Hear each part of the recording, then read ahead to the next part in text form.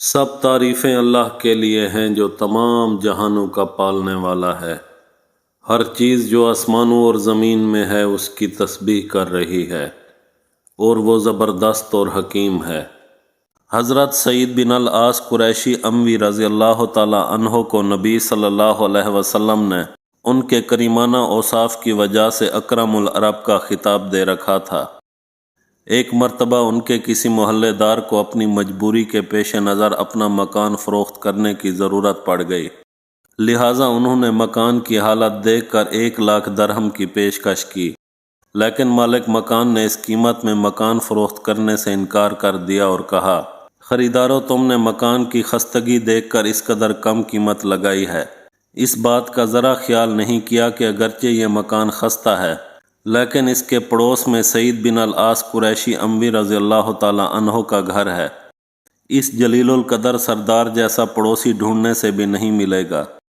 وہ اپنے محلے داروں اور پڑوسیوں کا اس قدر خیال رکھتے کہ اگر کوئی ان میں سے سفر پر جاتا تو اسے الوداع کرنے چلے جاتے اور جب واپس آتا تو اس کا استقبال کرتے، جب کوئی 4 دن نظر نہ آئے تو اس کی خیر گیری کرنے اس کے گھر چلے جاتے ہیں، جب کوئی بیمار ہو جائے تو اس کی ایسی تیمارداری کرتے ہیں کہ اسے اپنے عزیز و اقارب اور ستم ظریفیوں کا احساس تک نہیں رہتا۔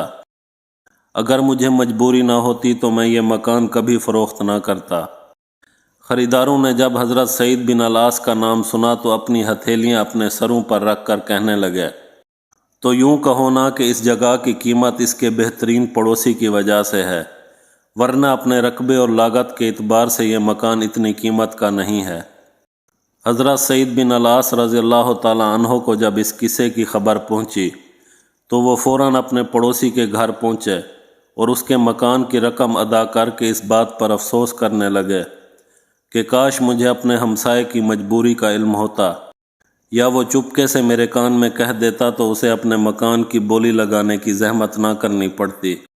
اس کے بعد آپ نے ارشاد فرمایا، اے میرے ہمسائے، یہ مکان بھی تمہارا رہا اور رقم بھی تمہاری ہے، نہ تو اپنا مکان فروخت کرنا اور نہ ہی رقم مجھے واپس کرنا۔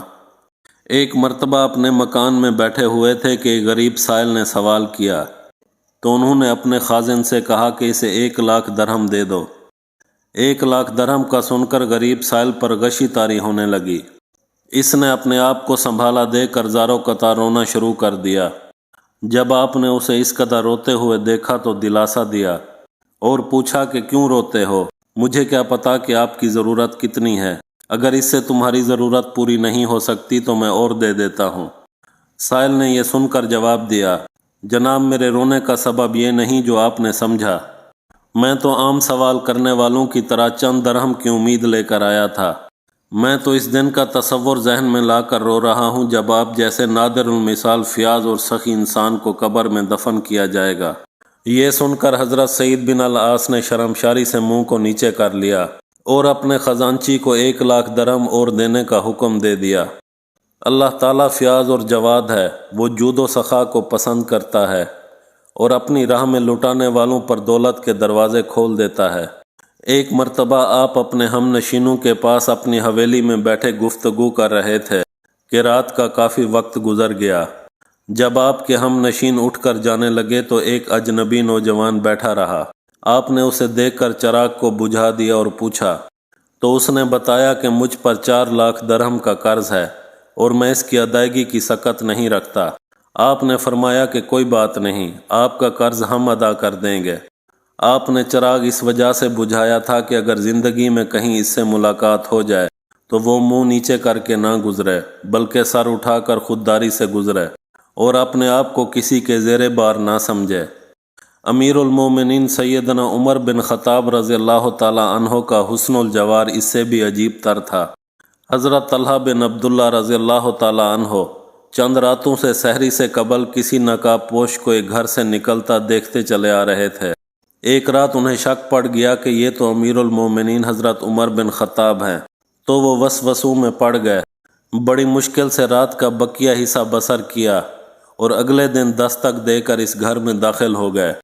انہیں گھر میں ایک کونے میں بیٹھی ہوئی اندھی بڑھیا نظر آئی تو یہ سیدھے ان کے پاس جا کر پوچھنے لگے، اماں جان یہ کون شخص ہے جو رات کے پچھلے پہر تیرے گھر میں آتا ہے؟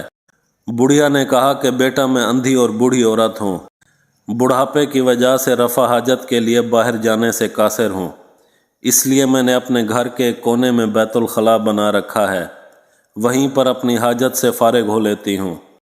ये शख्स रोज़ाना रात को मेरे घर में झाड़ू देता है और बैतुल खला से गंदगी उठाकर बाहर फेंक आता है।